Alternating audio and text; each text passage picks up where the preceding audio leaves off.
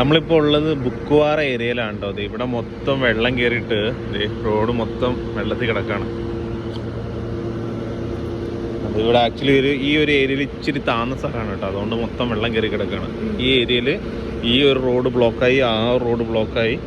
അതേപോലെ തന്നെ ഇവിടുന്ന് വരുന്ന ഇപ്പോഴത്തേക്കും രാവിലെ തന്നെ വണ്ടി വന്നിട്ടുണ്ടാവും. വണ്ടി വന്നിട്ട് ഒരു വെള്ളം ഇവിടുന്ന്, അതായത് ഇതിൻ്റെ ഓവർഫ്ലോ ആണല്ലോ, ഇവിടുത്തെ ടാങ്ക് നിറഞ്ഞു കിടക്കുന്നതുകൊണ്ടാണ്. അപ്പോൾ ടാങ്കിൽ നിന്ന് വെള്ളം അടിച്ച് കയറ്റി ഈ ടാങ്കറിലേക്ക് കയറ്റും.